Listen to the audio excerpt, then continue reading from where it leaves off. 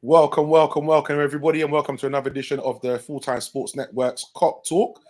Glad to be joined by my guest today, Mr. Stoney Browder. How you doing, sir? Yeah, I'm good, RT. Just looking forward to this evening's show. Nice to have you on board, sir. Dr. Blake, nice to have you on board as usual, sir. I'm well, man. Two wins on the bounce, last minute drama. Yeah, man, I'm here for it. Okay. Yes, and one who's not always with us, but he's always with us in the chat, I must say. Mr. VW, how you doing, sir? I'm all right. How you doing, gentlemen? Good to be here. Yeah, we're all good, man. All good. We got a lot to talk about today because it's two games. Throwing at us thick and fast, I must say. Real thick and fast. So first and foremost, was the game against Fulham. What can I say, man? Not one for the faint-hearted, I tell you. I'm almost looking like Stoney out here. You know what I mean? Flipping heck, man, I tell you. Evening, Billy Smith. Nice to have you on board, sir. So, these boys, as they do, man, I tell you, they like a drama. Yeah, you're right. It definitely wasn't for the faint-hearted. I think it was one of those that was quite strange because considering what the final score was, if you were only just looking at the score 4-3, I don't think it gives a true representation of what that game was around, because Fulham came to Anfield to come and beat us up. And honestly, they really came to beat us up. Stats wise, look, we had like 26 shots on against their goal. They had 9 against us, but that game could have gone absolutely any way. So yeah, it was a thunderbuster. That's what it definitely was. Gentlemen, what do you really think it is, man? What is it like we're conceding so many goals? What's going on? Well, I think it's because I think for me, what's concerning but also positive is that I think the actual defenders are playing well. Whereas last season, our defense wasn't that good. We had issues with the way we were defending as a team. But I think, when I look at like just our defenders, our players who've got a role in the defensive side of the game, I think most of them are actually playing quite well. I just think we just got a bit of tactical imbalances in the team that are kind of just becoming exposed. And obviously Keller, like he had a bit of a mare, but the reality is, even at times, I think Alisson's still given too much to do. He just does it very well. And yeah, I keep saying that we just need a man just to kick people in the team, man. Sometimes just like bloody and Palhinha, for instance. Gosh, if he's in our team, like just kicking people, bro. Yeah, man. It's like old school, just kick, man, isn't it? Like, just kick, man, bro. Yeah, you need that. It's true. We do need that enforcer, man. We do need that enforcer. Bro. And there's lots of talk about now. There's lots of talk that we're meant to be getting one in January. Then there's talk that we're more interested in getting Douglas Luiz from Aston Villa. Lots of talk about that, but they're talking about an 80 million price tag for him. Oof. And is he really what we need right now? Or like good player, but for me, that's not the area we need to concentrate on right now. Yeah, I like Douglas Luiz, but I just think he's very similar to a McAllister. Probably a bit more defensively minded than McAllister. But I just think who we need from Aston Villa is Kamara, like their actual DM, the person who you don't see what they're doing off the ball, closing down passing lanes, taking up good positions to stop counter-attacks, shepherding the forwards like to the wing or to places where we've got defenders, like stopping defensive transitions, stopping counter-attacks. Like I think that's what we need. It's just that Douglas Luiz is somebody who looks good when you're watching him on TV because he's still getting the ball, he carries the ball nicely. Obviously, he has tackles and that, but I don't know, man. Like, I think maybe there's a situation where Klopp wants that type of player to be the 6. Who knows? Vinny, what's your thoughts, man?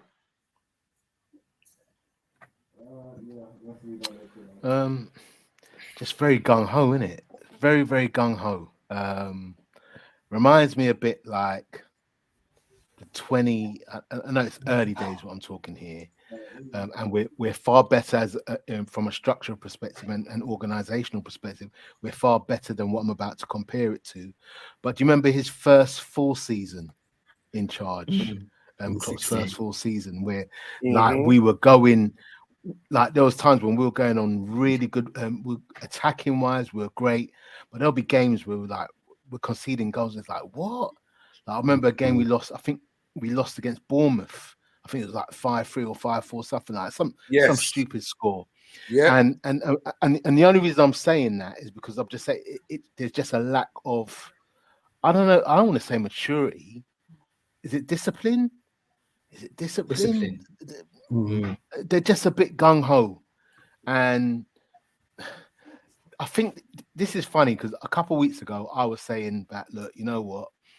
The amount of points it's going to take to win this league is going to be like 92, 90, maybe 92, 91, 92 points, whatever.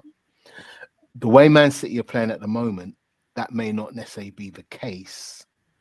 But the way...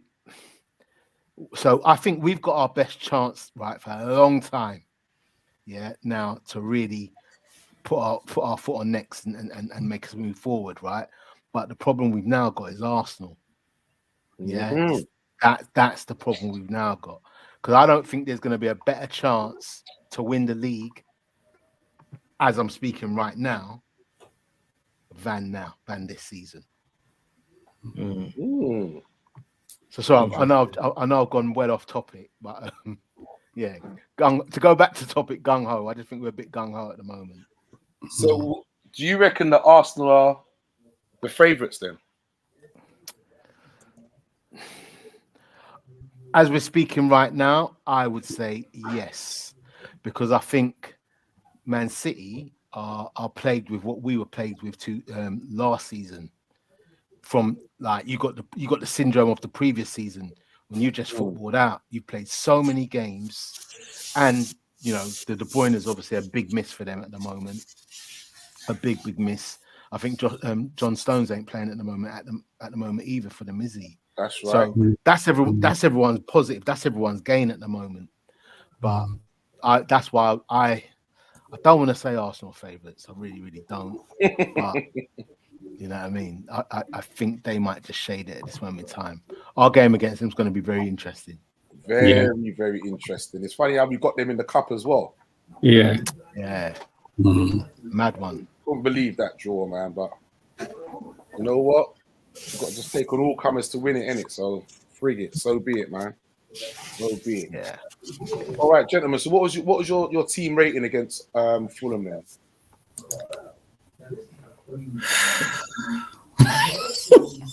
Guns, Tony, because let me not go first. It's a strange one because I want to be so critical, right? We scored two goals. So we scored the equalizer and the winner probably about 3 or 4 minutes before the game actually finished. So in terms of that, I think the team should probably be galvanized and I should probably be giving them a result that was a little bit higher. But I just think that we were quite ponderous in that game. I think for me, Liverpool probably aren't the only team this season that are just conceding goals. I don't think there's any team defensively that are solid. So I don't know whether it's to do with the different approaches from managers. I don't know whether it's to do with the offensive play of the players currently playing in Premiership, or just the defending collectively is just quite poor from all of the teams. I don't know. But I would probably have given us... I was actually quite upset with the game, and it's so silly because considering we won, I was still vexed. Yeah. I think I'm going to give them a 7. Liverpool's going to get a 7. Okay, Doctor. 4, just about a 4. I weren't happy at all, man. I weren't happy at all. Because you know what it is? I'm looking at it and I'm thinking, okay, cool. What is the plan to to score goals and then to stop goals. So in terms of both of those factors, I thought we were terrible. Like the goals we scored were absolute screamers. That was not in the script book. The chances that we missed, that we were trying to create, like from a team, like we're missing basic chances. The nature of the defending was just, I'm saying to myself, like, and I think going back to who is it that will, like, who said that Arsenal are favourites? I think the reason why Arsenal could be favourites is simply because they're just balanced. They ain't got the best 11, but there's a balance. The people, Saka's playing in his right position. Declan Rice is playing in his right position. We've got this thing where we're trying to get Trent into midfield. Mo wants to break his goal scoring record, but he's having to play like a right winger, old school touchline. He then wants to come in field. Supposedly having to play as a water carrier and make the runs for Trent to be able to do what he wants to do. So I was like, no, break it down, simple. Whose role is it to stop the different phases of our defending and for our attacking? And just do your jobs. Do your jobs. Whatever the instructions that you've been given, do them. And when that happens, we will fly. And watching us against Fulham, I'm just like, Trent, world-class talent. We know this. Not even world-class player. Roy the Rovers. He's someone now hybrid between Pirlo, Xavi Alonso, and Steven Gerrard. But your position's right back. Yeah. So you're doing Steven Gerrard. Who's doing right back? So for me, I weren't happy, man. We weren't happy at all. We weren't happy. No, I get that. Your job. I get that. Okay, got to say good evening to Mr. Fitzwarren Brighton, and a big shout also goes out to Mr. Solo from the Man United Agenda. Yeah, got a little win the other night there, mate. But don't worry, man. We're still gonna get thumped up when we beat. Don't worry. Yeah, make sure you come and log on the show when you play us. Yeah, don't forget it. And he goes on to say Liverpool to win the league this season. All right. Vinny, what was your team score? Yeah, I was bordering on a 5 and 6 because I'm like, Fulham coming to our ground. I'm not expecting 4-3, and I'm not expecting us to get 2 goals at Anfield in the last few minutes of the game to save us. And that's where a couple of weeks ago, I'll go back to that thing about these are the, and I don't want to sound like I'm contradicting myself from what I just said, but I said these are things what worry me about whether we can win a league or not. Because you can look at, and I had this in a chat which with Blake is in. I said, it's either, is it a sign of the fact that we've got the minerals to go and win it, or is it confirmation of why we're not ready to win it? And I don't know. I really don't know. It's a good question. It's but a good that level of performance. Because it's true. But you know what? That level of performance is not. I don't constitute that as winning a league. But then look at Arsenal yesterday. Arsenal needed Declan Rice to score an injury time to get it to 4-3. So small margins, isn't it? Yeah. It's big bad Luton. In answer to your question, 5 or 6, mate. It's born on a 5 or 6. They were lucky. They were very lucky that they scored 4 worldies. Okay.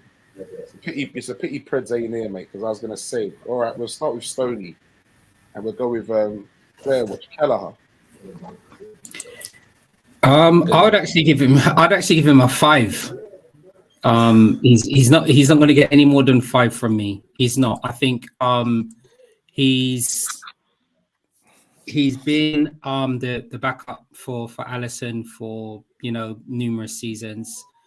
He's had the opportunity to be the main man while Alisson's out, and I just think that he had a very indifferent performance. I think if we had a third keeper that wasn't Adrian, then that third keeper would possibly have played when we played against Sheffield United afterwards. He just looked very shaky, which I was quite surprised at. He appeared to be playing with a lack of confidence, which once again, I'm completely surprised at. So even if Gallagher wasn't getting game time, he's training with the rest of the coach. He's training with the rest of the goalkeeping staff. He's training with Alisson as well. I know they're two completely different players, but he's not going to get more than the score that I've just given you, RT. Is it not another case though of these players, man, who they've come in and they need a run of games, man? They do need a run of games. I agree with you. They do need a run of games. Definitely. I think for Kelleher, I'm looking at two things. All right, as I said, he's training with the best club in the world.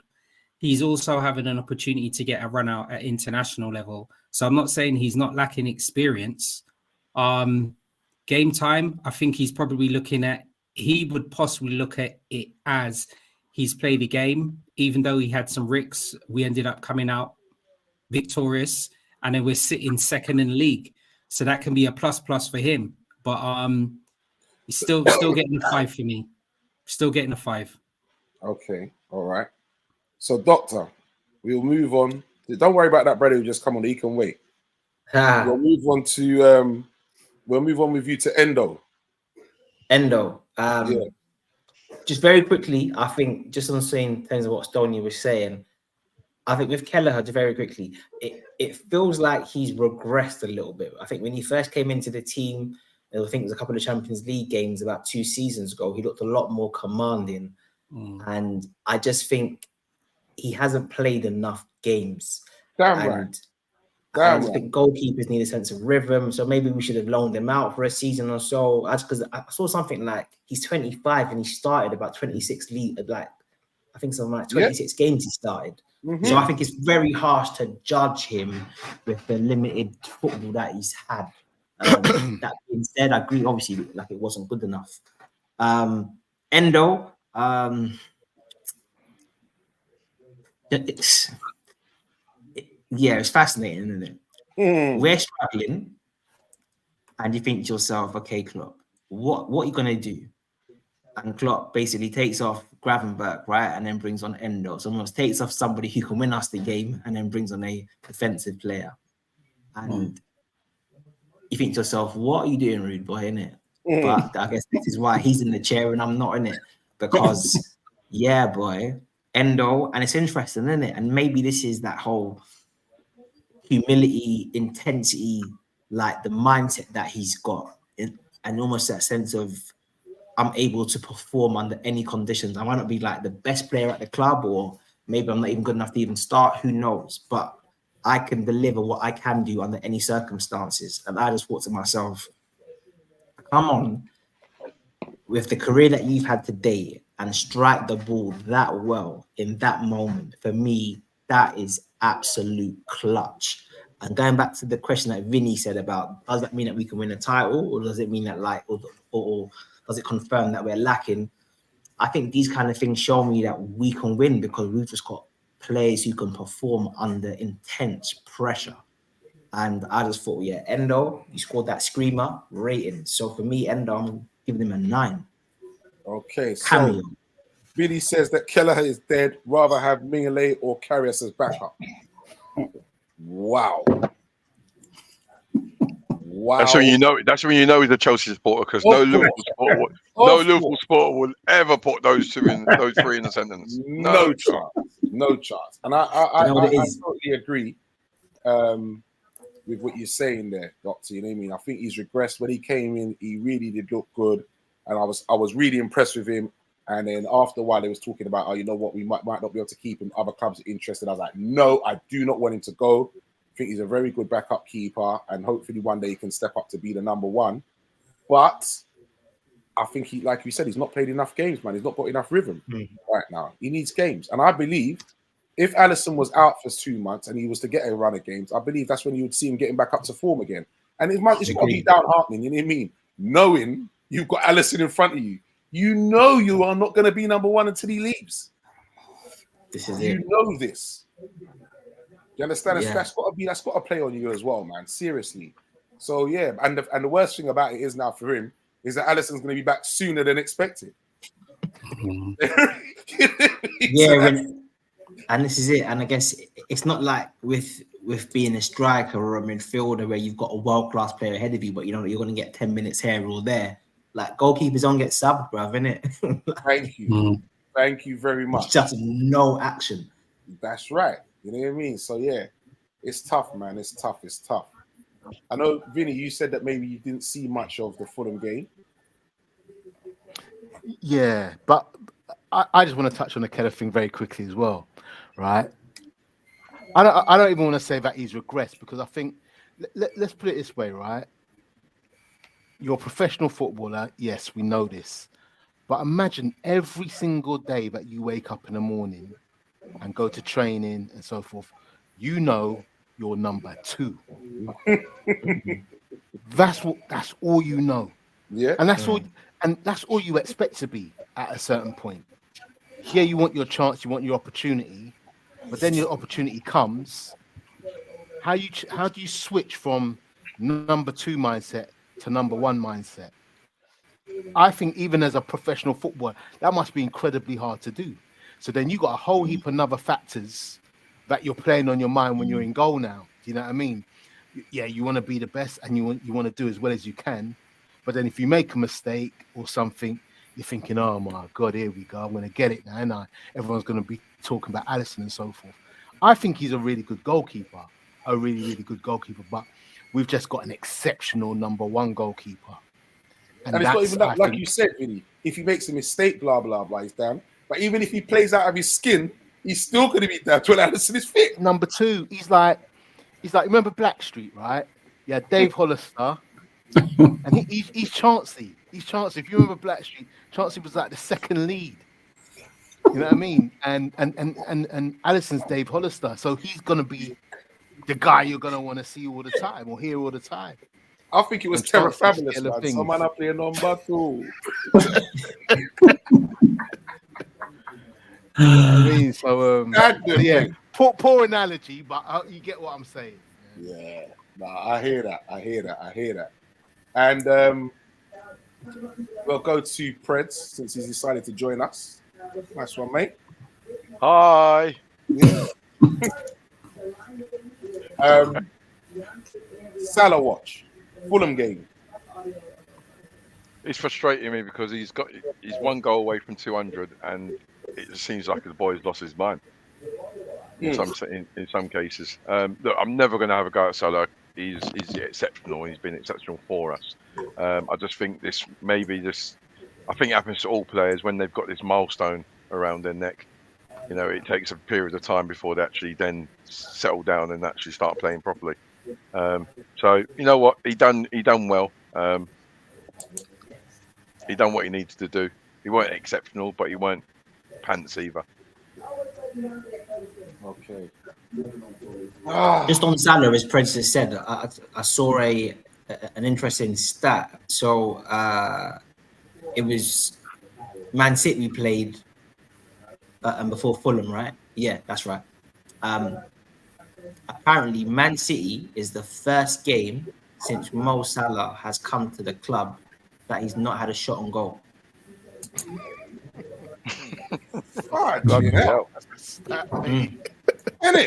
No, right? Wow. Yeah. Hey, change that little name in front of you to Dr. Stato. Dr. Stato. But I think it goes to the point of what you were saying, Prince, in that he's got this because the shot that he did have, Nunez was offside, right? So then it wasn't counted. So I think Mo's aware that he's now playing a role where he needs to get more assists. He's not happy with that touchline role. Previous game, I didn't have a shot, so now I want to be more in the field and more kind of involved. But yeah, the team tactically needs you to hold the width, bro. Because if you're coming in the field, Trent's in midfield, you're almost like playing in one straight line on the pitch, and there's no one there. You know what? How much times I saw that the ball was inside, and the only person to pass it wide to was Trent. Yeah. Or sometimes Szoboszlai. This is why I know that Billy don't like us, you know. Billy said, I reckon Emre Can coming back to you lot would be a good thing. Only 1-2 seasons long, but he could do a job. You know what? It's not the world's most left. I'm not gonna lie, Cam's actually a pretty good player now. I never used to rate him. I'll be honest, but I've seen him play that 6 role for Dortmund, and I've been impressed. Who? Emre. Emre Can. Emre Can for me, he showed his true colours. It was like, look, I'm going to go off and I'm going to, try and go for the best team, and he showed his true colours. And you know what? He's at Dortmund now. So be it, mate. Thank you. No chance. Stay there, mate. Stay there. Stay there. Yeah. He's a brill cream proser, mate. That's all he's Yeah, doing. yeah. Never an ear out of place, and he just loves And H&M adverts and all that, man. Love feel up the ball, bro. That's all he does. Yeah. Scored a great goal against Watford, however, but still, he showed his true colours. Let him crack on, mate. Forget I said it. Fitzwarren says, if we get a top holding midfielder, we can win the Prem. 100. Yeah, I think we'll still be one player short. Let's see if you guys know where I'm talking about, though. One position short. Left back. I think it's clear on that. But He weren't thinking that one. He's thinking of a different position. He thinks centre half. He thinks centre half. Left back, yeah. He thinks it's centre half. He's always thought that way. One centre half too short. Listen, we get a CDM and a centre back, then I think we're nice. we still need a left back as well, though. So that's 3 players. We can. I think we can get away with that. To be fair, Robertson will be back, and then you've got the Greek Scouts to deputise.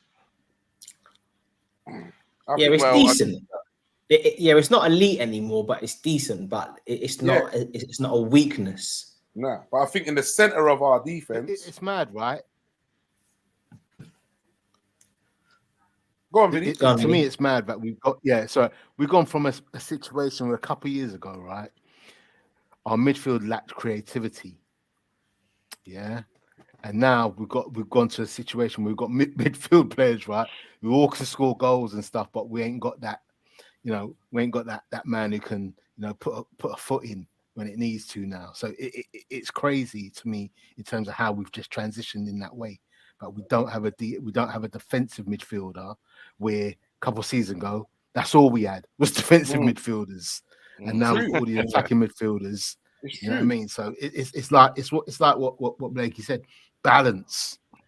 Yeah, but you got to remember, as well as doing it's imbalance. It's really but you got to remember, Vinny. You got to remember our best moments over the last few years was that we didn't have much creativity in the midfield, but they brought something else. They brought they just brought that workman-like ethic into the midfield, where they got the ball, we passed it out wide, and then you got the famous trio. Put it to the front 3, man. That's what they did. And that's what they've done. So I think we're evolving in regards to we're now getting those ball players, but we've got to be now a bit wary now where we just go to one balance. We're going to be a bit off balance. I've got to be honest though, Hendo in the last couple of the games, and I'm going to speak more about Hendo when we talk about the Sheffield United game. But you know what? He slowly but surely, mate. I've seen what he's seen. Class performance. We're going to say big shouts goes out to Amit, who I think he says he's 2,376 years old. All right, Amit. That's one, mate. Was that one of the ones where you can't actually make one up yourself, so the computer made it up for you? Yeah. Preds, on what you just said there, Billy Smith said, Klopp has lost the balance between your high press and defending. It seems only 1 of these things happen per game. Either high press and be punished, or sit back and soak up the pressure to counter. Well, I don't think we've actually sat back in the games, have we? The only game we sat back, the only game we probably sat back in when we needed to, because when we was at Spurs. But Liverpool's not a team that can sit back. We don't sit back. We're always on the front. Amit says, I don't think Keller will ever be number 1 at Liverpool, but he's a very good understudy. It's fine. Yeah. Can I just say, right, on Keller, right? I'm just on Keller with his mindset, and just touching upon what Vinny said about his mindset. At that level, their mindset should be that they're training as a number 1. Like you can't have the mindset of being I'm number 2, because that when he does come to play, then like you say, anything happens. He has to have. You got to remember, he's a Republic of Ireland international as well. You know, he's not a schoolboy. So look, listen, he's grafted for his opportunity. He's now got his opportunity, and this is what football's all about. It's all about opportunities. And when people say he's rubbish and X, Y, and Z, we haven't seen him enough of him. We've seen him in cup games and Europa games. Now he's in a Premiership game. Now this is like almost the bread and butter. But now it's over to Keller to go and prove his doubters wrong, and he's going to have some speed bumps. But that's part and parcel of football, and he can't be not mentally strong enough if he's playing at Liverpool Football Club and he's in the Premiership. But is it possible though, Preds? Because I get what you're saying, and I agree with what you're saying. But in the reality of being a human being, if you're always number 2 every week in, week out, can you switch that? Can you make that transition mentally to say, right, I know I'm number 1. I know I'm as good as the number 1. Because if you look at the whole league, innit, how many you might be able to name at least maybe 10 or 12 of the goalkeepers in the league, they're number 1 goalkeepers, right? Could anyone name a number 2 for those teams? So I don't think it's just something. I think it's really, really hard. I think it must be really, really hard just to switch. It's hard. Yeah, it is really hard. But like I said, as a professional, you have to go there and you have to train in the mindset of being number 1, because you have to keep pushing the number 1.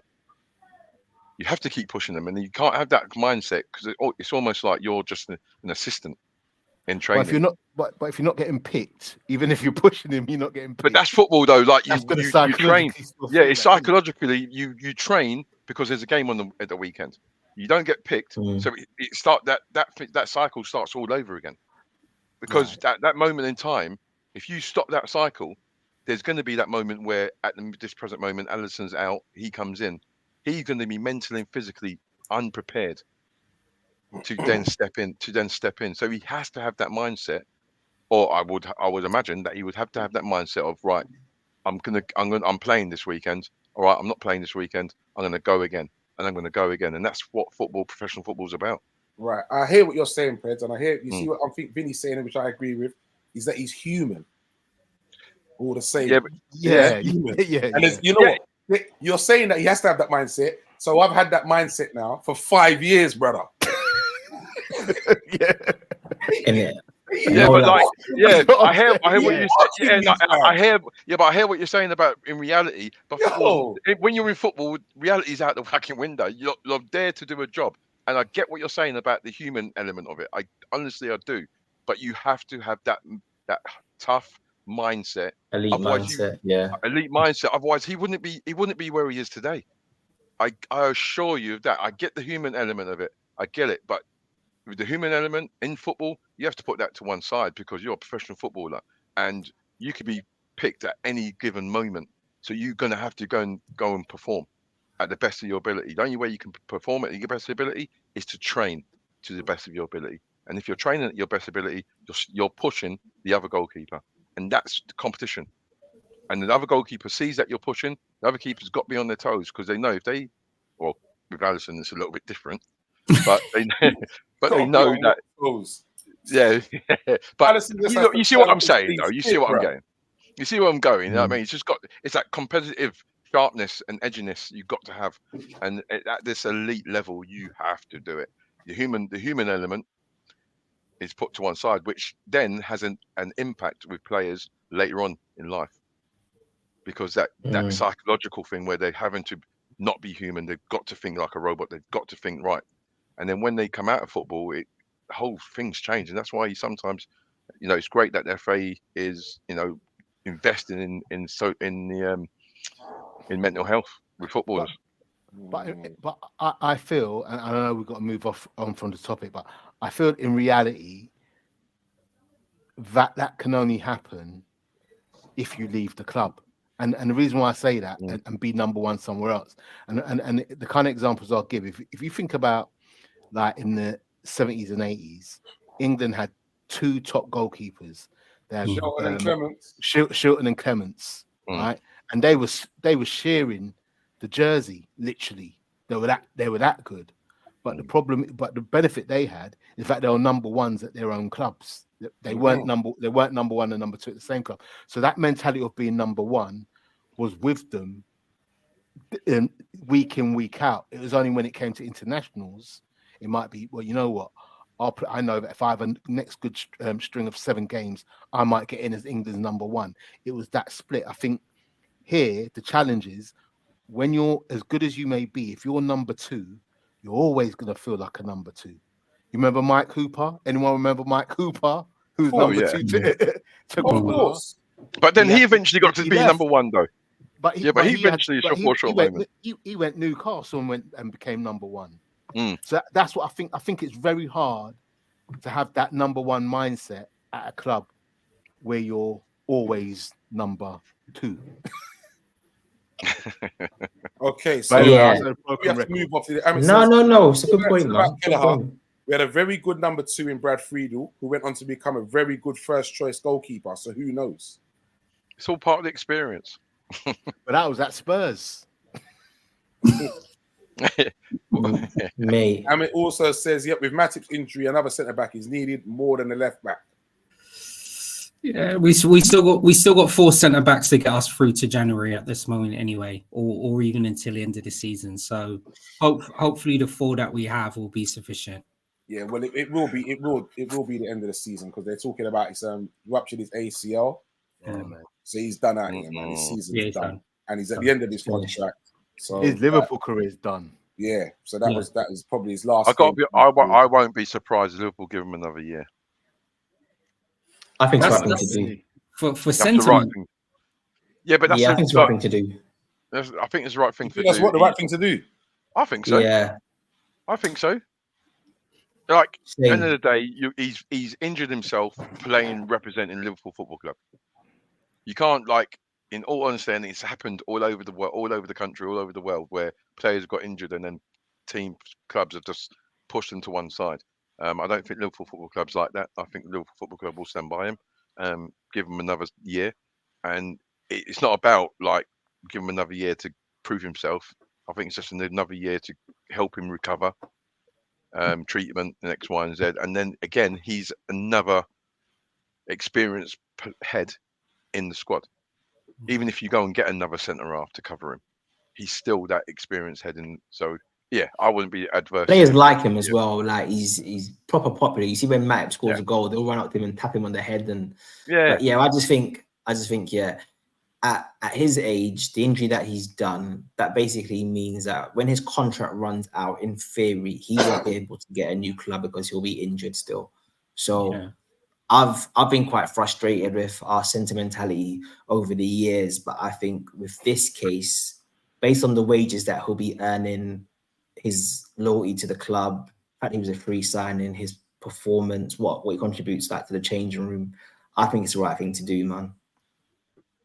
Interesting. Very interesting. Okay. And you know what? Say we just offer him we might give him, I don't know, like reduced terms, or it could be half of his current wages, but just something that means that he can get fit. Yeah, so something might get a month's wages for the year. Well, something means that like he can get fit while still learning the move, and then he can go Saudi in Christmas or something like that. But I think it's the right thing to do, man. Big shouts goes out to Mr. Anthony Herbert. Nice for joining us, son. Amit says, we should give him another year with a further year optional. Bloody hell, he's really pushing it. He's been decent when called upon this year. Glad you don't do our finances and stuff, Anthony, mate. I'll tell you. But it's a story of John Matip's career, though, isn't it? It's a story of John Matip's career. He could be a very good 4th choice for the next couple of years. Yeah, but you know what? See, what I'm saying is when you start doing things like that with him, you know what I mean? You start holding back people like Kwanzaa and that, man. Yeah, no, but that's why guys come through. Yeah, but that's why I say that is, well, in my opinion, it will be a no-brainer because one, you're getting a player, whatever the terms, they can sort those things out. You know, that's not a problem. I think if they help him through his recovery, and then he's also going to be there as a support for people like Konza. Well, get him on the coaching staff. Oh my God! Stop blocking space, bruv. He's not blocking space. Pay He can't. for his Well, he's not. treatment. He's not Where is the blocking. squad numbers, bruv? Put him on the He's not- coaching staff. He's not blocking the squad because he can't play. So he's not blocking anyone. Yeah, but you're loving if you're gonna keep him on and give him a contract. What's the point? I think it'll be one of those things where if he does remain, due to the seriousness of his injury, it'll be interesting to see how he's got, how he does come back from rehab. I mean, I'm not saying that this player is going to be able to replace Matip. I'm not saying that. But we also have players out on loan. So, I mean, Sepp van der Berg is going to be coming back from Mainz by then. Does he then feature as the fourth defender? Or does it mean that with Matip's injury that we potentially start looking for a new target from January with a view to us actually purchasing them at the end of the season? I mean, football moves on so quickly. And the level that we are at with our elite club, we can't be waiting to hold back, especially as we mentioned at the beginning of the show. We've got Aston Villa improving. We've got Arsenal in the fold now as well. So I don't think we can sit back and be sentimental. Yeah, Newcastle, yeah. I don't think we can sit back and be sentimental for what Matip's actually done for us. Real talk. Real talk. No, I gotta say one thing though. I'm split. I like the fact of what you guys have said about the sentiment of giving him another year, but man, he's always popping down anyway. So so you get me? Yeah, it's nuts. Yeah, Sorry, say that again. What did he say? I like give him another year, mate. He popped down anyway. Man. I think I like him as a player. Yeah, I love the way he brings the ball forward and all that. Yeah. He reads the game well. You know what I mean? He can play football, man. He's a good footballer, a good defender. But I just think he's had his time. Everything must come to an end, man. He's had his time. And this injury was just a natural transition, isn't it? When he played this season, he'd been performing really well. And then it's like the same thing all over again. Then this injury comes up. It's like, here we go again. You know what I mean? Here we go again. He's always popping down, man. Him and Gomez, man. Have him as a coach, mate. I see. I mean, pay for his treatment and all the rest of it. Malarkey, yeah, I've got no issues with that. But have him as a coach, mate. Have him as a coach. You know what though? I think we agree to disagree on that. But I think it's a serious point to consider though, because the reality is this: we have been relying on Virgil. Like, okay, look, Virgil's my guy, and I think he's the best centre back of the modern era.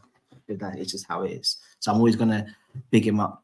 But the reality is, we have been overly reliant on him since he signed for the club, because Konate hasn't played more than 6 games in a row. The guy has done about 6 hamstring injuries, and he's like 23, 24. He's actually the worst one out of the bunch. It's something like he hasn't played more than 1,500 minutes in a league season. So, like, Gomez might get big injuries, but Gomez can play 2 months and be fine. Konate is always injured. He plays a game out, plays a game out. Matip's an old man. Gomez, we know, has got injury issues. So we're basically saying, is Van Dijk to carry the whole ship again? We need to sign a starting centre-back, because Konate has shown he cannot be relied upon to be the first choice centre-back.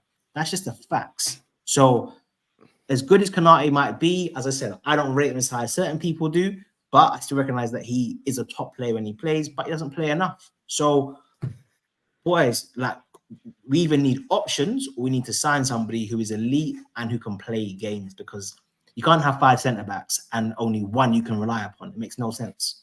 It makes you, when you put it like that, it's a bit mad that we've been able to do as well as we have for the last 5 years. With pure it's Van Dijk, bro. Popping down. Bro, it's Van Dijk. Like, and I also the man came in and played Ali as well, by the way. Ali as well. Yeah. But you know what it is? But I mean, but Van Dijk came in and he played every minute of every game. Champions League, FA Cup, even League Cup games at a crazy level. Whereas all around him are just dropping like flies. He came in and the transformation was over. It was literally like day and night.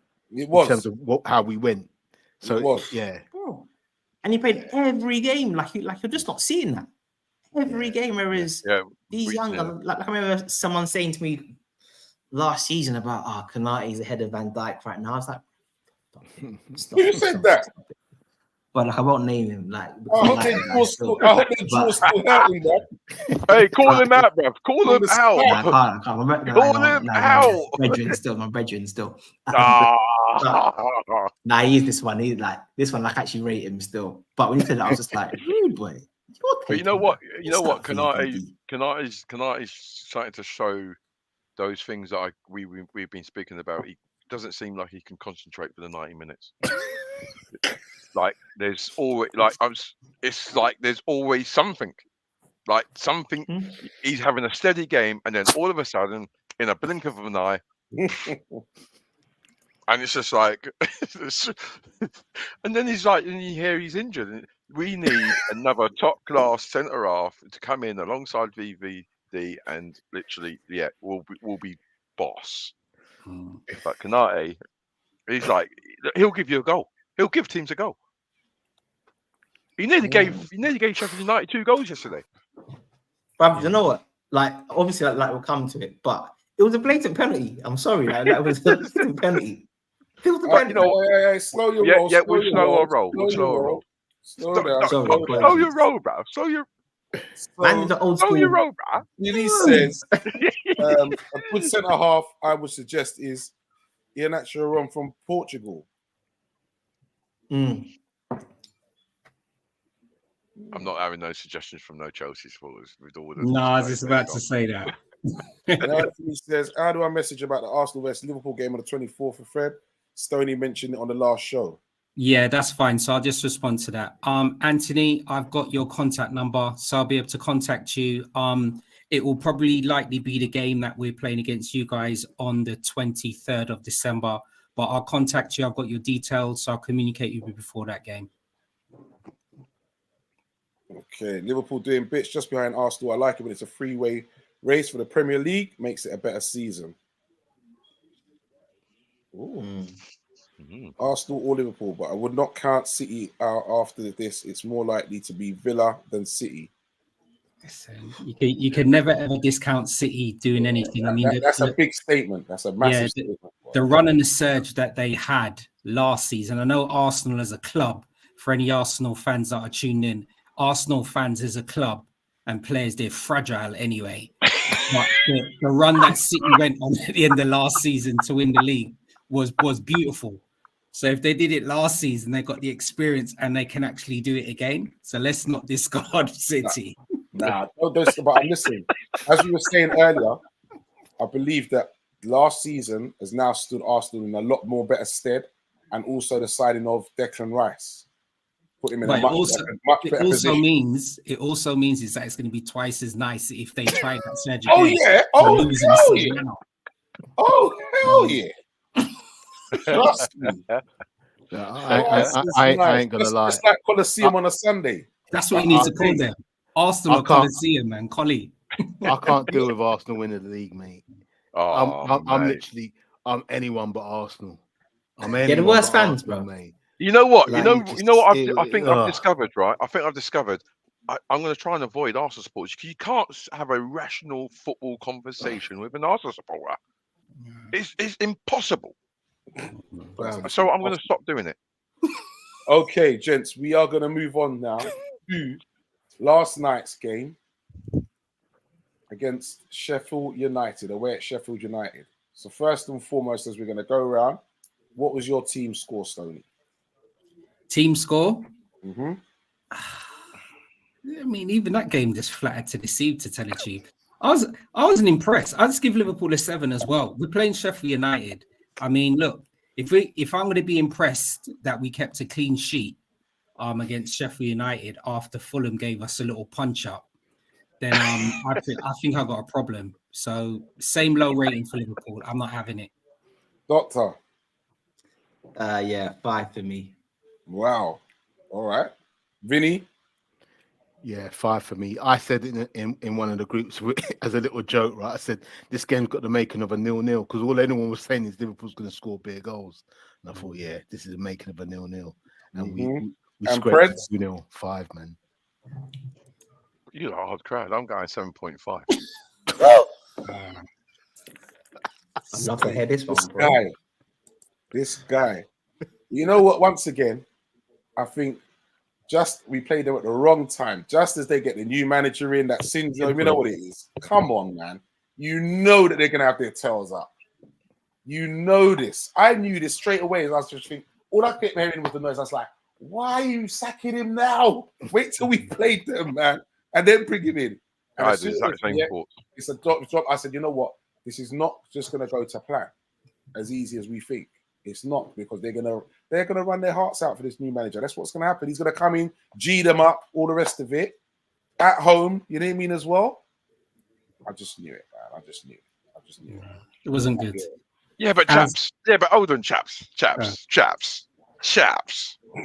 It's a marathon. It's not a sprint. It's not about the best looking team. It's not about the best looking team wins the title. These are games that you do win titles on.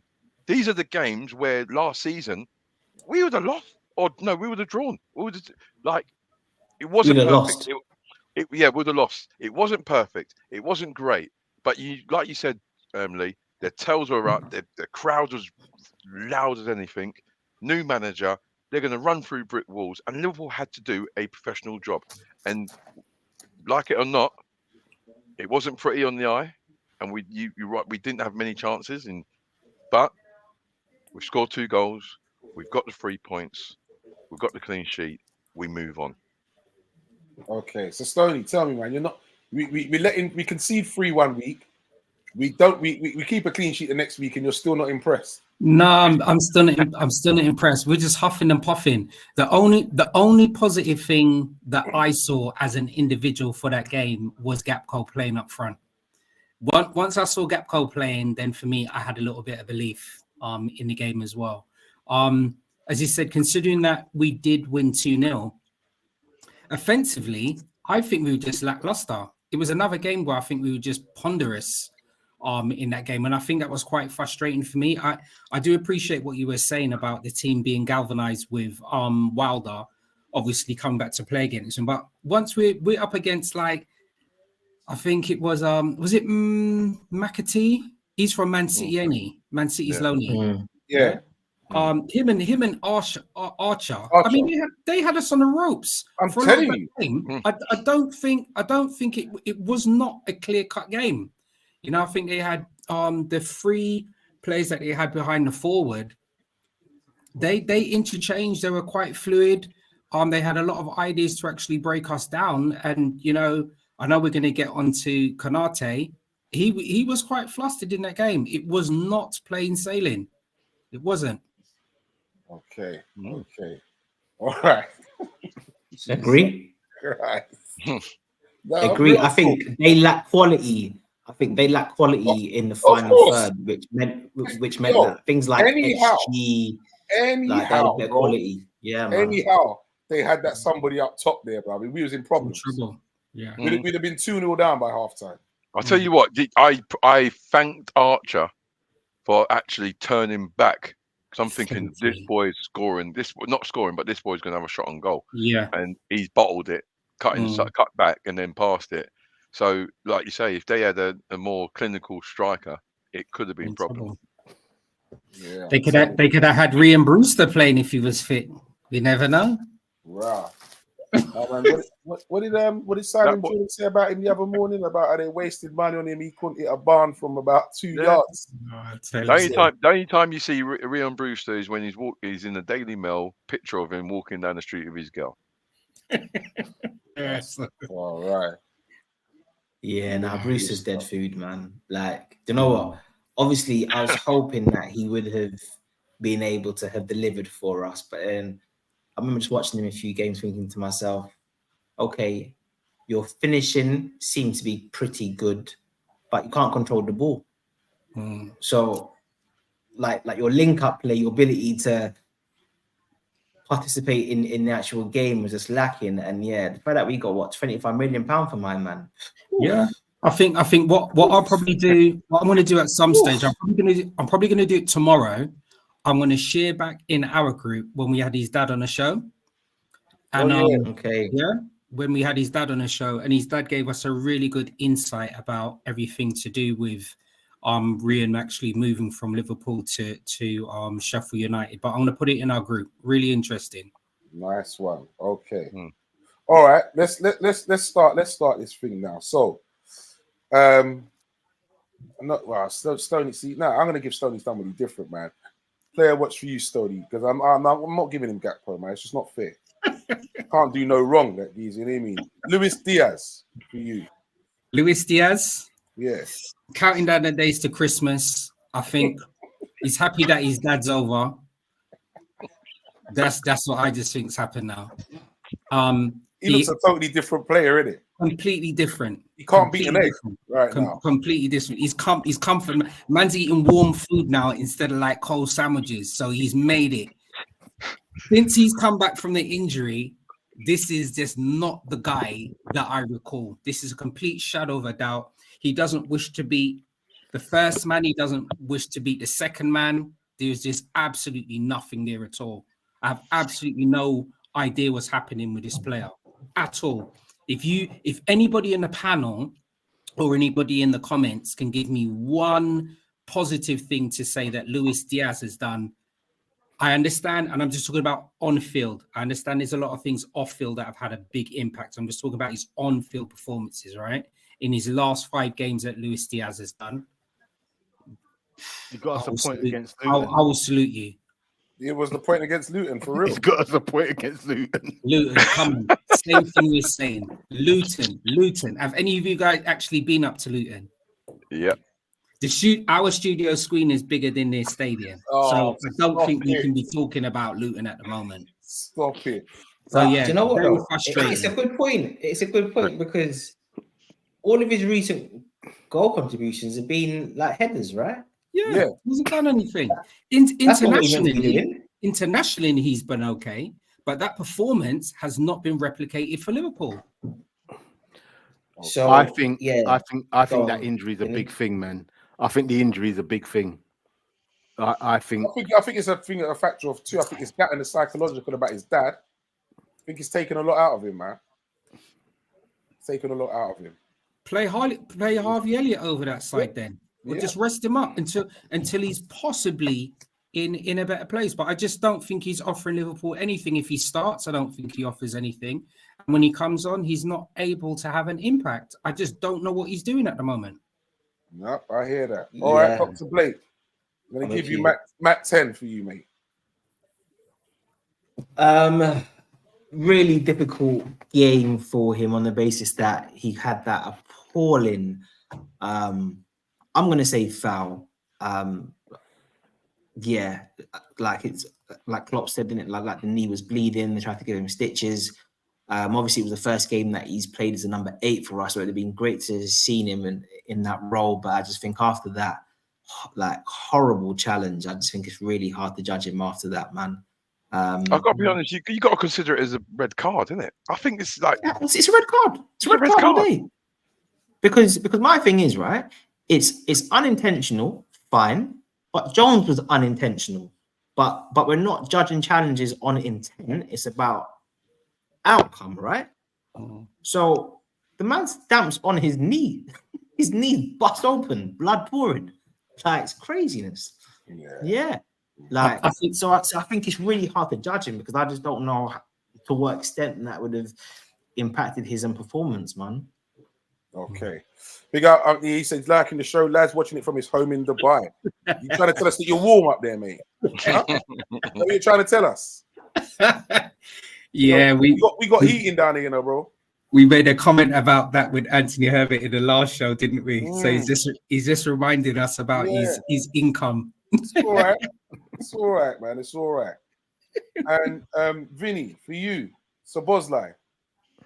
So let me not comment because I didn't watch all the game. So okay, all right, all right. Yeah. I'll give him a 5 just based on the score.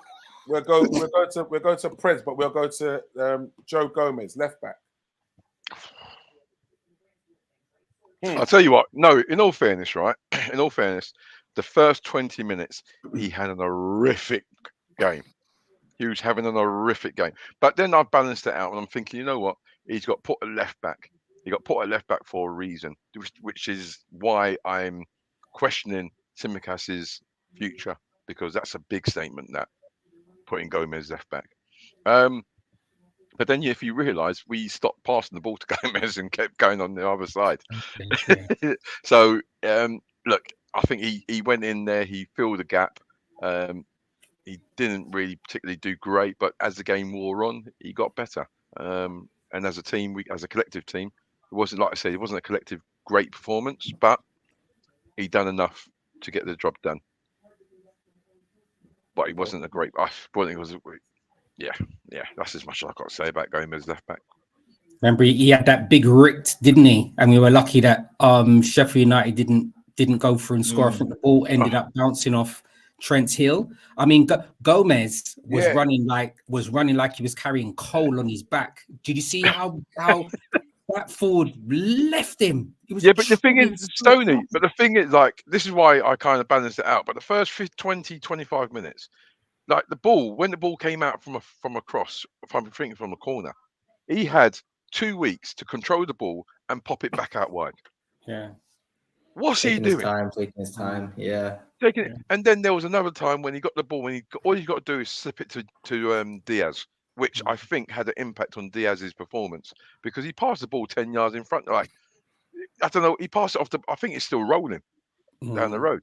Like, his passing was horrible, positioning was horrible. But but as I said, as the game wore on, we got more control of the ball, and we more or less, we always kind of changed direction of play. And he was only as a supporting mechanism. The time when he went forward, he went to the byline, and it was an awful clip back. But can we be so critical of a player who's not left-footed? I don't know. Yeah, because I'm with you.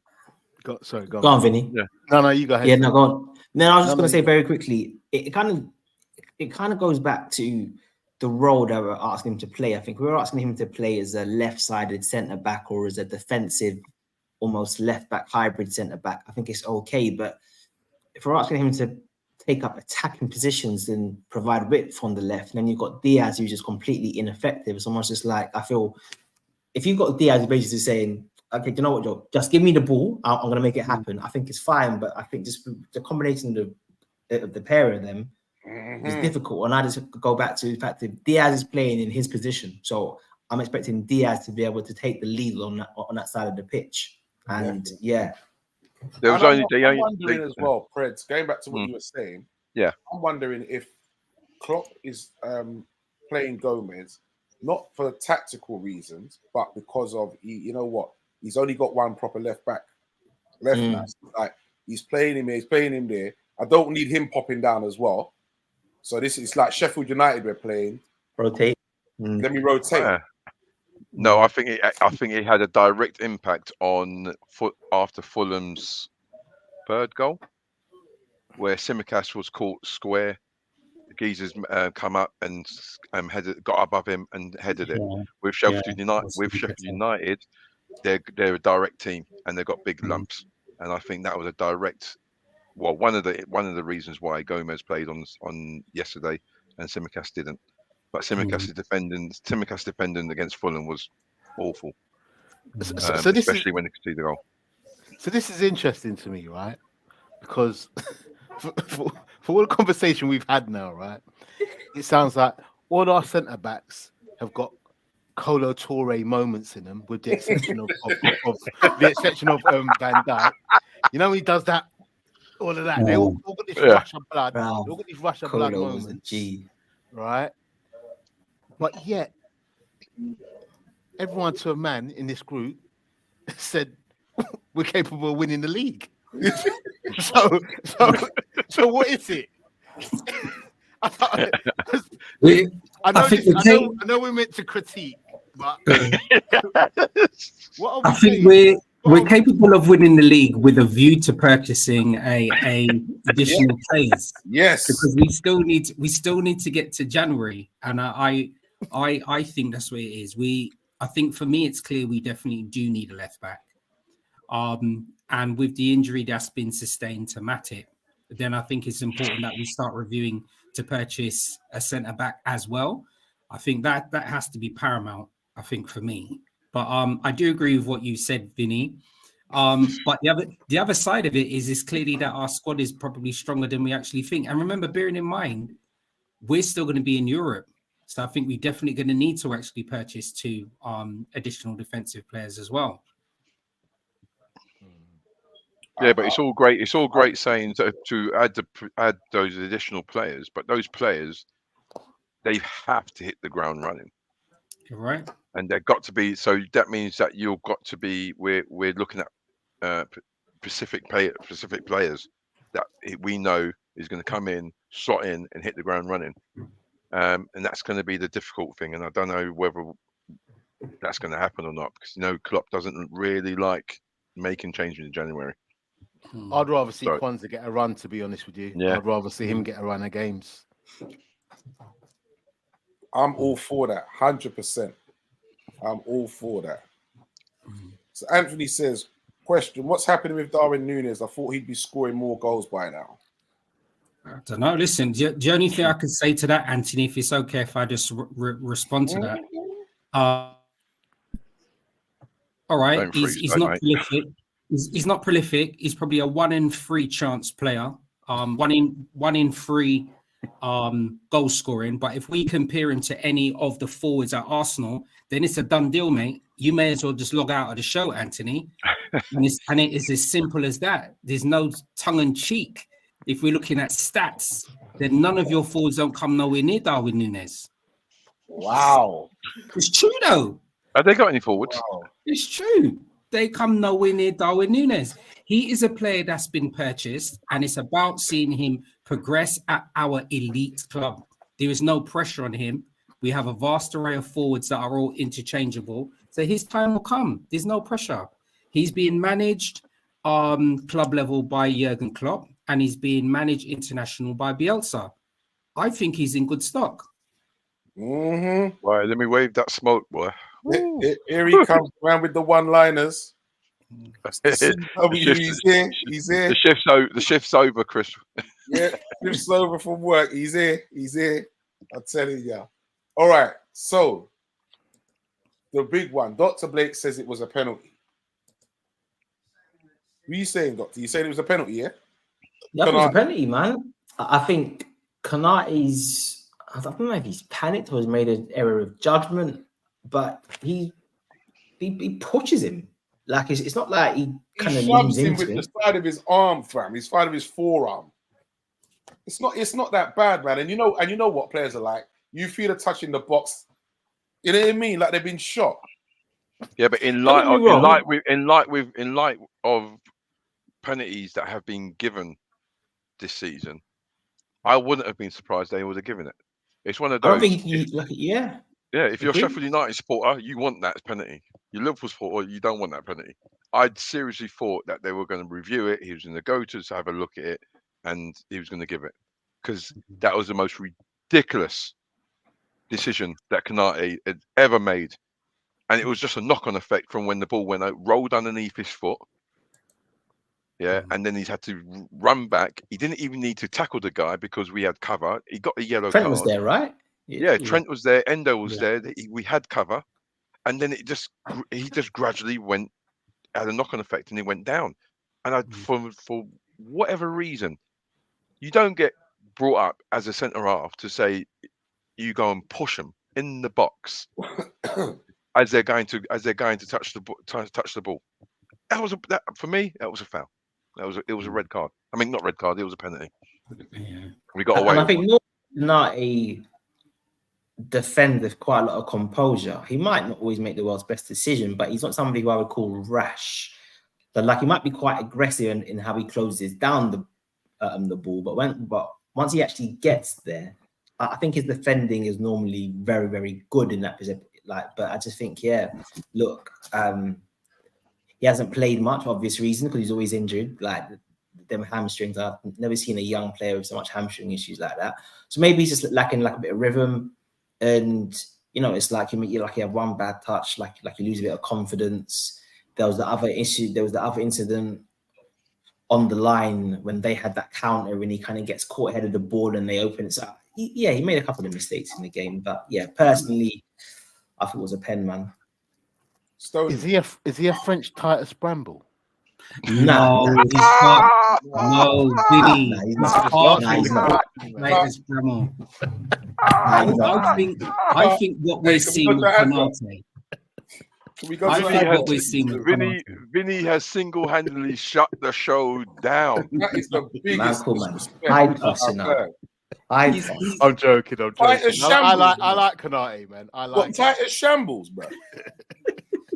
Bramble I was a think mad what we're brain. seeing here. That guy was teeth in the living for the longest while.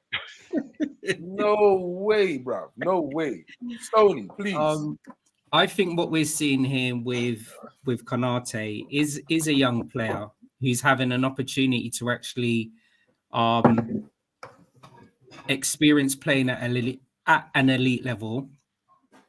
I think it's part of the transition, and I think we'll all agree that his performances will ebb and flow. He'll have some good games, he'll have some indifferent games, and he will also sustain some injuries as well. But I just want us to persevere with him. He's probably in the same position that we were actually saying previously with Kelleher. Even though they're in different positions, they need a run of games. And those run of games are going to be indifferent. And that's what we're seeing with Konate. I like him. Yeah, he got away with a lot in that game against Sheffield United. But I think it is what it is. Just keep him there. He's a young player and he's going to develop well with us. I like his class. I like him. Did you see how that Champions League final against Real Madrid? Yeah. What we saw from him in that game, I was like, yeah. Hey, listen, everyone agrees that Konate has all the attributes to become a potential world-class centre half.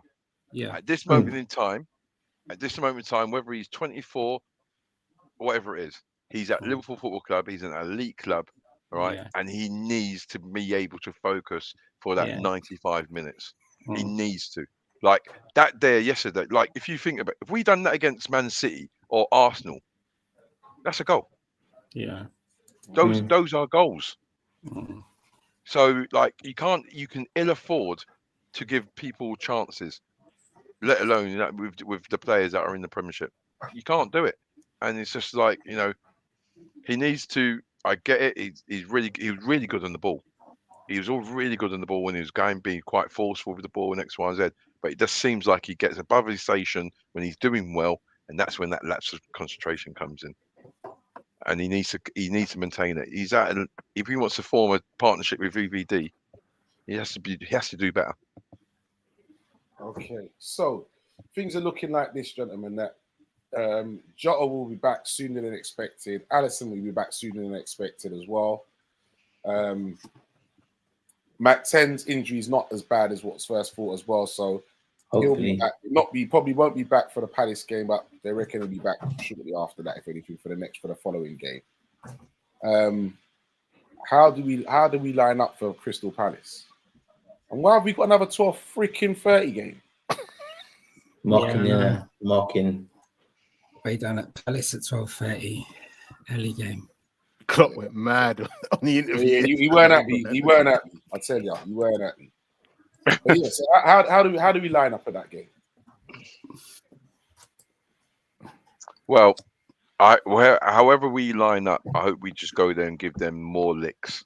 That wasn't the question, bro. I know. I'm just putting it in there. Wasn't the question. I'm just putting it because there was a silence. I was feeling the silence. You're right there. No, I was feeling the silence. There was a pregnancy pause. I was doing you a favor, host. I was filling the. No. I was filling. No. All right. If you want to fill the gap, tell me your team. Kelleher in goal. I've all seen Konate, VVD, Tsimikas will probably. No, you know what? I'd say I keep Gomez there. I'll keep Gomez at left back. Trent right back. I would put Gravenberch, Endo, and Szoboszlai, and then up front I put Nunez, Salah, and I'd give Diaz another run. Okay, all right, Stoney. Yeah, well, I mean, we got no choice but to play Kelleher in goal, and if we're going to play Marcelo or this is what you do, Vinny. This is what you do. This is your. Hasn't got no choice in her. Like it's stuck, boy. Like we're stuck with Brexit. We're just stuck. Yeah. So yeah, we got them there. I think defensively, just go ahead with Trent, Gomez left back, Ibrahim, Virgil centre backs, midfield. I think Harvey Elliott still had an all right game. I think the last game we played, and I also think Curtis Jones played all right. As you said, it would be interesting to see how McAllister's knee heals. But midfield, I'd probably go with Endo, Dominic, and Curtis Jones. Those will be my midfield three starting. Salah, Gakpo, and Darwin Núñez. I'd start Gakpo over on the left. Doctor. I'd rest McAllister. Like even if he is match fit, just let him rest. Not bad injury, but just let him get better. Like for the Man U game. So yeah, normal back four. I would because you got Michael Elise right on the right. Maybe Gomez starts again, left back. But I'm fine if Simica starts. But let's say like I go Gomez and then obviously then the normal and then the rest of the back four. Midfield, I would go Endo. I think he was good. I'd go Endo, Curtis Jones, and Gravenberch. I'd give Gravenberch Szoboszlai's role and let him kind of try to attack and influence the game. Jones would give us that balance. Up front, I'm gonna go Mo Salah right, Núñez through the middle, and I'm going to go Szoboszlai on the left. Szoboszlai the left up front? Okay. Yeah. Okay. I just think... He has played that in the past. I just think that the positions that Diaz is picking up the ball, I just think Szoboszlai would be a lot more effective. He might not dribble his fullback in the same way, but he's just going to use the ball more and either find the pass, keep our play rotating. Like I think he's just going to be very effective. Whereas Diaz, you just don't know what he's been told to do, and you don't know what he's trying to do. It's just too much confusion. Okay, Vinny. My team would be the same as Preds, with the exception of the goalie. I would go for Adrian because with him being number 3, he ain't gonna have no sort of qualms about coming in because he ain't thinking about number 1 or number 2. So yeah. No. No. It'll be killer. Left field way. No, it'll be Keller. It'll be Keller. That's it. It'll be number 3, you know. The man said Adrian. But he's saying that. He ain't nothing. So he's ready. He's like, he ain't saying about that. Number 2, mate. The man was fundamental when we won the league that season. But he played 10, 12 games at the start of the season. Yeah. He turned big. He just comes in. Well, pause. He just comes in and does what he needs to do. Yeah, he turned up, boy. Don't go wrong. He flopped in the Champions League, but yeah, in the league, he turned up, boy. Yeah, no, my team would be exactly the same as Pred's team. To be fair. All right, and score predictions, gentlemen. This is just a gimme for us. I mean, as good as Elise has played when he's come back. I mean, who have Palace? I think they've beaten Burnley and Man United since probably the beginning of September. So for me, this is just a guaranteed 3 points. 3-1 to Liverpool. All right, 3-1. Freds? I'm going to go with my learner's friend. So I'm going to go 3-1. Oh, Vinny? This team always gives us problems now. I don't know why. I'll take a 1-0. I'll be honest with you. I ain't gonna lie. Let's just get out of there. You know what I mean? I can see it just being another like Sheffield United game. Like it's just going to be a horrible, hard game. You know what Palace are like. Yeah, exactly. Doctor. They're in poor form. Bournemouth has beat them at home, right? Yeah.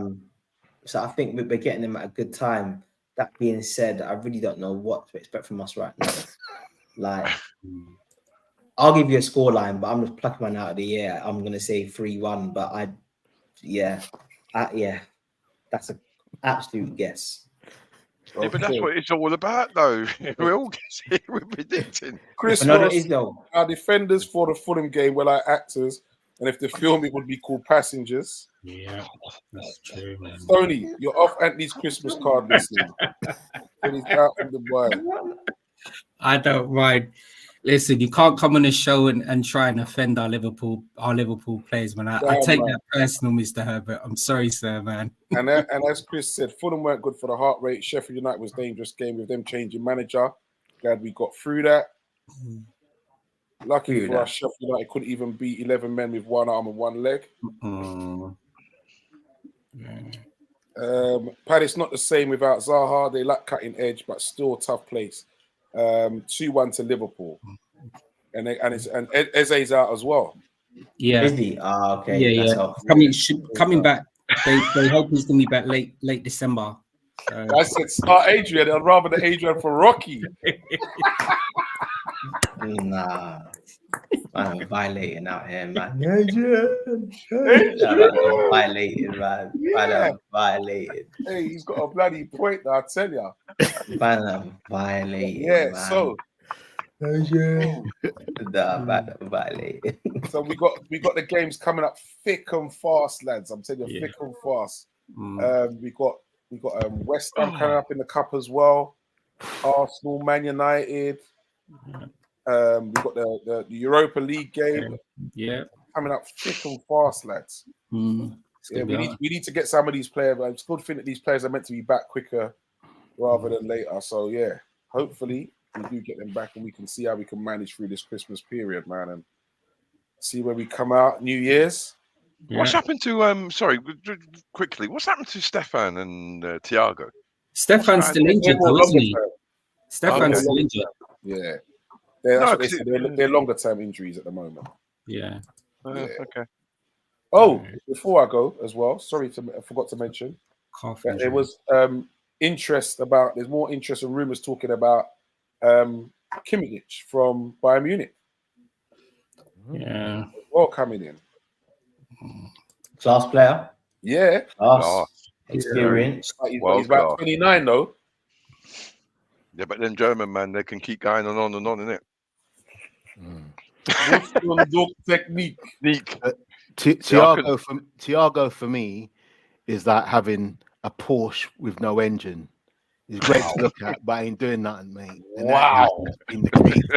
that's just the reality. His analogies are better. No dumpling. That's a great analogy. Soup with no dumpling, bruv. Yeah, no spinners, man.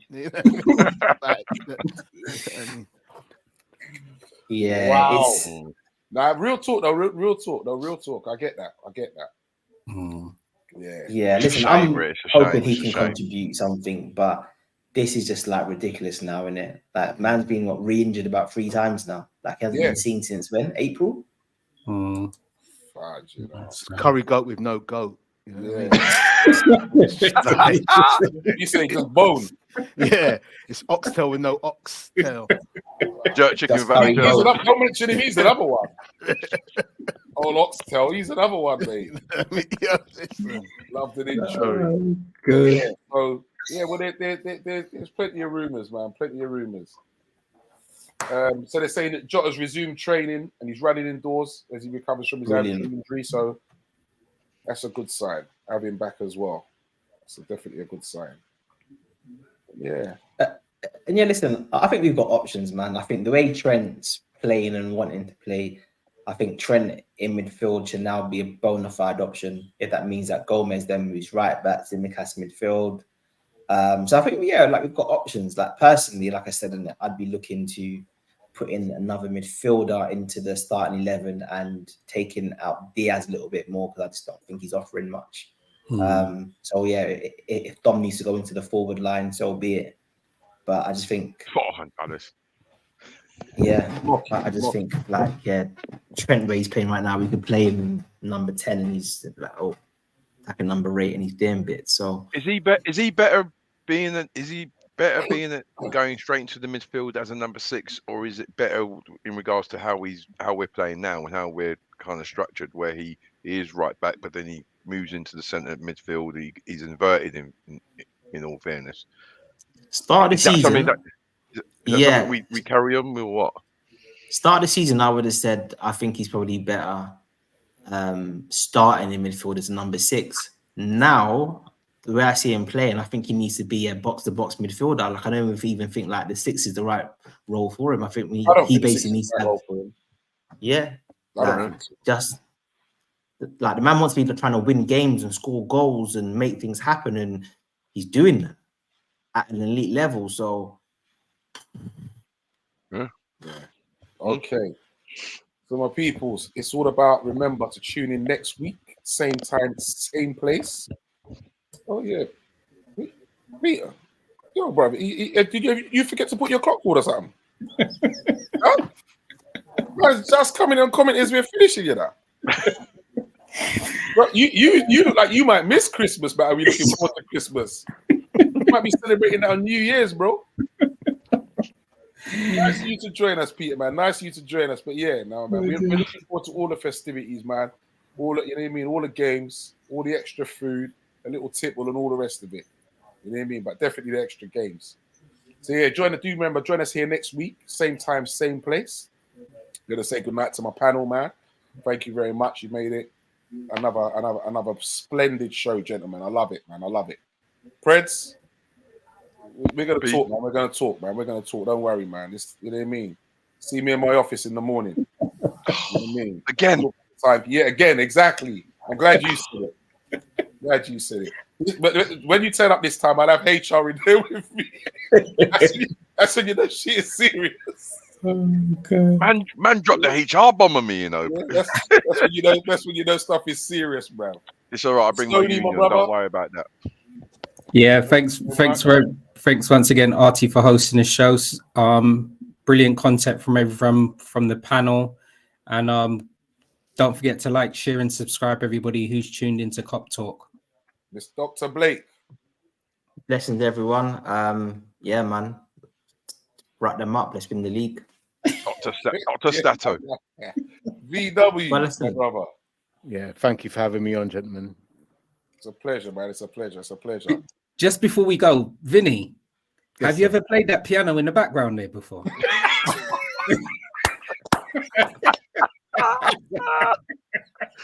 Yeah, is that a real fire? Is that a real? You want me to go play it now? Look, Vinny's got his hat on. Why don't you just put the fire on, Vinny? Whoa! See, look, hold on. Yo, how you gonna do that to me, bro? I told man I wasn't well before the start of the show. Stoney, the boss wants me in the office in the morning, mate. I need a representative, mate. You might be the one. You might be right alongside you. I tell you. Dr. Blake, what do you do tomorrow? I'm about. Yeah. Preds, my brother.